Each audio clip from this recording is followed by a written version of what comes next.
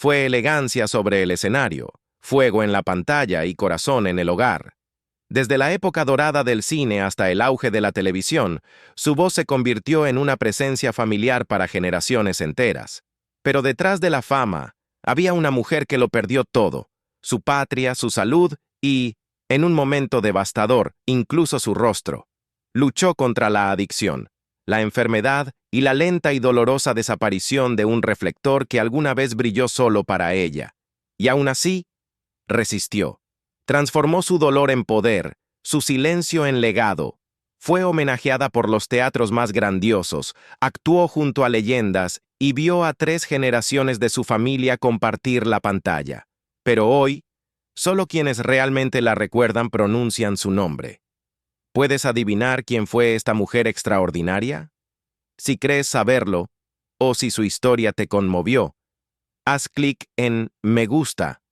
Y no olvides suscribirte para seguir descubriendo más viajes poderosos por las vidas de las estrellas que dejaron mucho más que solo sus papeles. María Teresa Sánchez nació el 26 de abril de 1925 en la tranquila provincia de Pinar del Río, Cuba, un lugar más conocido por sus campos de tabaco que por producir futuras estrellas. Pero desde muy pequeña, María Teresa destacó. De niña, comenzó a presentarse en la radio cubana, prestando su voz a un popular programa llamado Abuelita Cata, transmitido por la emisora CMOX. Imagínalo, una niña todavía, y ya estaba encantando a oyentes de todo el país con su talento natural y su gracia innata. En el mundo del teatro cubano empezaron a llamarla Muñeca Sánchez. El apodo no era casual. Con sus rasgos delicados y rizos apretados, guardaba un parecido sorprendente con nada menos que Shirley Temple, quien en ese entonces era el referente dorado de la infancia estelar en Estados Unidos. Pero María Teresa no era solo una cara bonita. Tenía ambición, enfoque y una determinación que la llevaría mucho más allá de las fronteras de su isla natal. Uno de los momentos decisivos de su juventud ocurrió cuando tenía apenas 9 años. Tomó entre sus manos una biografía de la legendaria actriz británica Sarah Bernhardt, una de esas pocas mujeres cuyo nombre aún resuena en la historia del teatro. Leer sobre la vida de Bernhardt, su arte y su inquebrantable búsqueda de la excelencia despertó algo profundo en la joven cubana. No fue solo inspiración, fue una decisión. Desde ese instante, María Teresa supo que sería actriz. No cualquier actriz, sino una seria, de las que no se limitan a recitar líneas, sino que insuflan vida a cada papel, a cada palabra.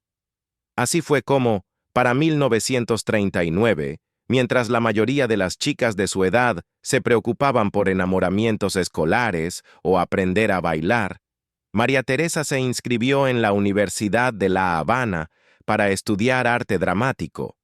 Estudió bajo la tutela de Ludwig Shayovich, un hombre respetado en el teatro cubano, quien reconoció su potencial y la ayudó a pulir el talento crudo que ya poseía. Y aquí es donde la historia toma un giro ligeramente inesperado. Tras terminar la secundaria, sus padres quisieron recompensar su esfuerzo ofreciéndole un viaje al extranjero. La mayoría de los jóvenes habría aprovechado la oportunidad de ir a Estados Unidos, símbolo de sueños y posibilidades infinitas. Pero María Teresa tenía otra visión.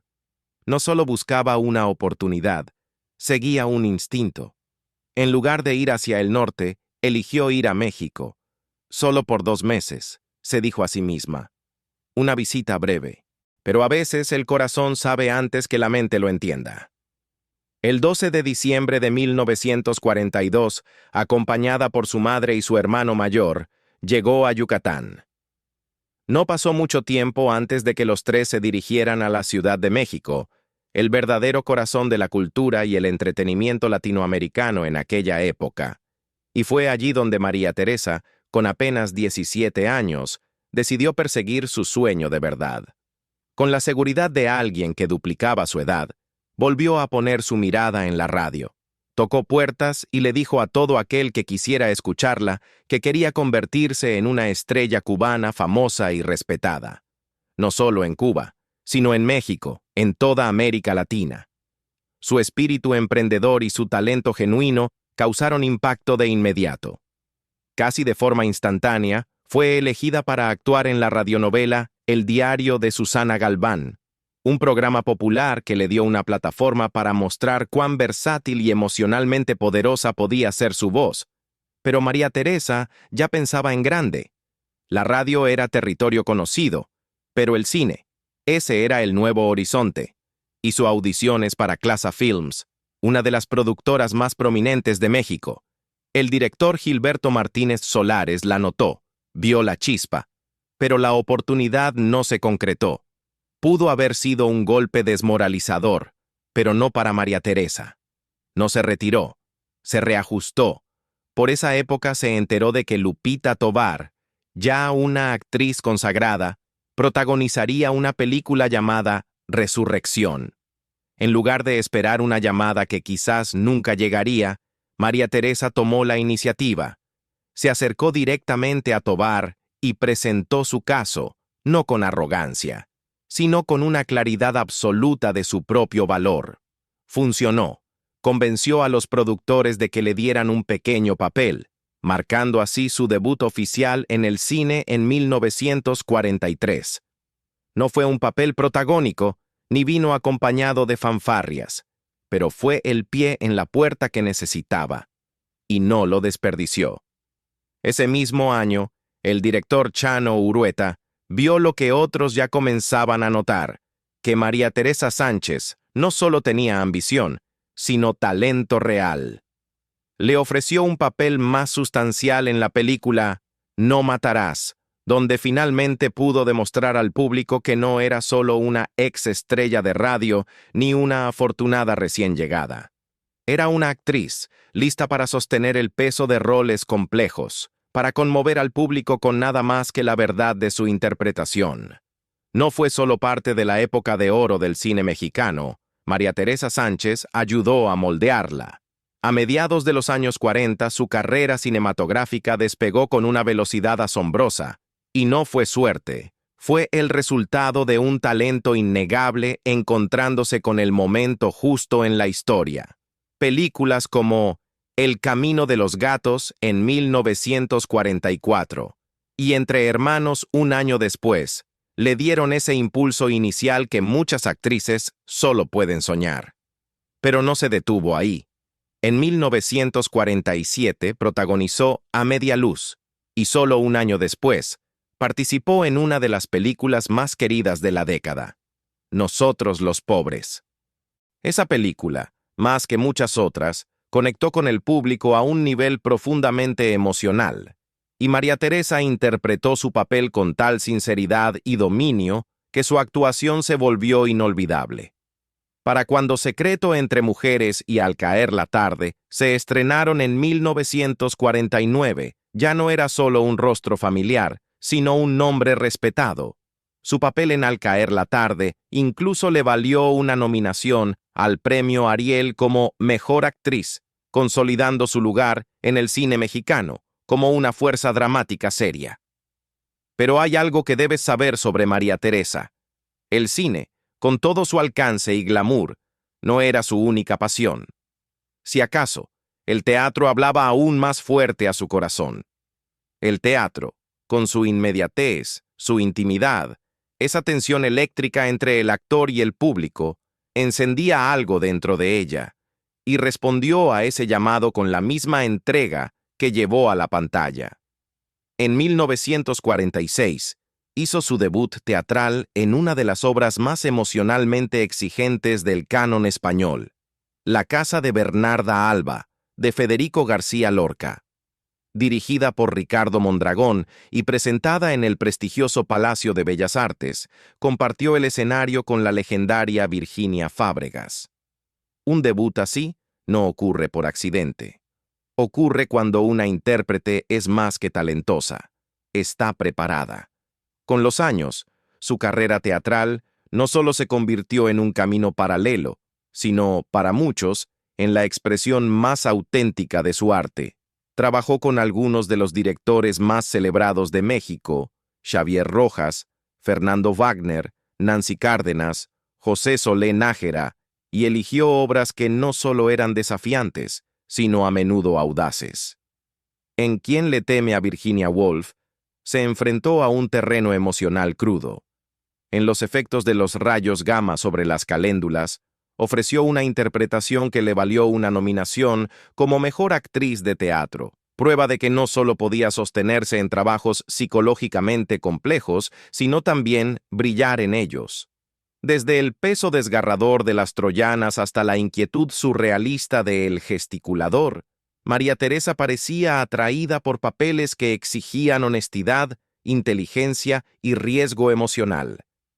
Y a lo largo de todo eso, se mantuvo profundamente conectada con su público, nunca distante, nunca altiva, siempre enraizada en la cruda y hermosa realidad de la emoción humana. Tampoco se limitó a actuar. María Teresa también fue directora, una directora con verdadero talento, y utilizó su voz tras bambalinas para dar forma a historias poderosas. Dirigió obras como Mujeres, Mujeres, El señor presidente, Adorables enemigas y Tres mujeres altas, siempre eligiendo proyectos con resonancia social y peso emocional. Y por si fuera poco, también fue escritora. En 1955, escribió Mujeres calumniadas, una obra audaz y sin disculpas que reunió a 4 actrices de gran calibre: Andrea Palma, Tana Lynn, Anita Blanch y la propia María Teresa. Fue dirigida por Xavier Rojas y se planeaba su estreno en el Teatro Chopin, pero la ciudad no estaba lista. El día de su estreno, la obra fue censurada en la Ciudad de México. Las autoridades la calificaron de inmoral, incluso como una exaltación del lesbianismo. Fue una reacción dura y cerrada ante una obra que se atrevía a decir la verdad sobre la vida de las mujeres. Pero María Teresa no se rindió. La obra finalmente se estrenó en Puebla, y tras su éxito allí, se le permitió presentarse en la capital. Ese episodio por sí solo dice mucho sobre quién era ella: valiente, adelantada a su tiempo y decidida a no dejar que el miedo dictara su arte. Para 1950, su carrera cinematográfica seguía en auge. Apareció en la palma de tu mano, Mujeres sin mañana. ¿Y qué te ha dado esa mujer? Todas en 1951. Una racha increíble.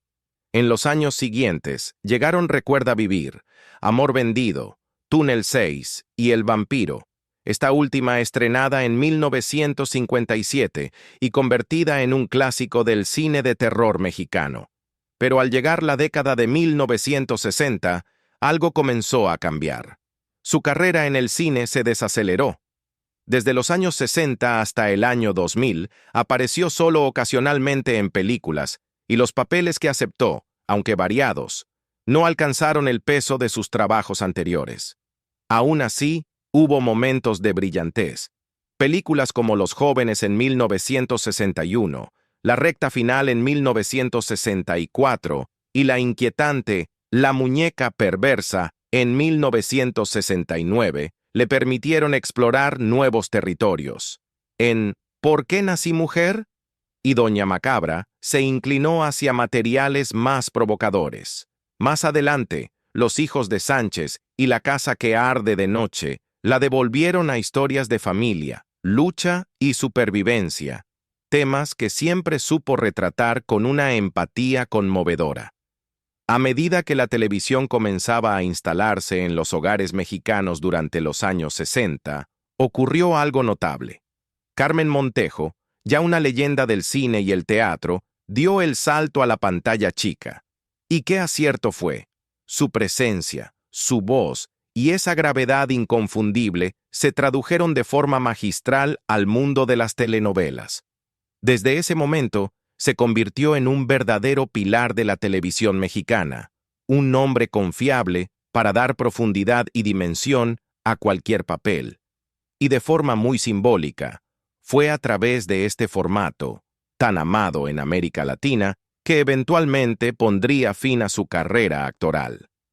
En 1962, Carmen incluso realizó una breve incursión en la televisión peruana, protagonizando la telenovela Mamá, para Panamericana TV.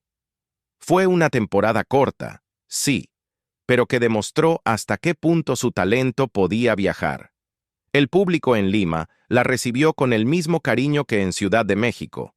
Tenía ese tipo raro de atractivo universal, una mezcla de fortaleza, elegancia y verdad emocional que no necesitaba traducción.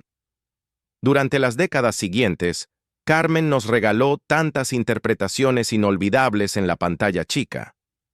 Desde su presencia escalofriante en Doña Macabra hasta la atmósfera gótica de El retrato de Dorian Gray, siguió sorprendiendo al público con su versatilidad. Apareció en todo, desde el clásico de culto Las momias de Guanajuato hasta historias más íntimas y emotivas como Alegría robada y Cuna de lobos. Sus trabajos más recientes, incluyendo Amor todavía, Aventuras en el tiempo y En nombre del amor, sirvieron como recordatorios conmovedores de que nunca dejó de evolucionar. No se aferró a la relevancia, la recuperó una y otra vez, gracias a su talento puro y su honestidad en pantalla. Una de sus últimas apariciones fue en Entre la tarde y la noche en el año 2000, seguida por lo que sería su última película, Las caras de la luna, estrenada en 2002.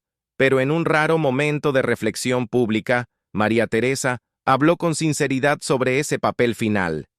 En este momento, dijo, no han sabido aprovecharme. Yo podría hacer una película que deje huella en esta etapa de mi vida. Fue una crítica suave pero clara, no solo al edadismo de la industria, sino a su incapacidad de reconocer que su talento seguía intacto.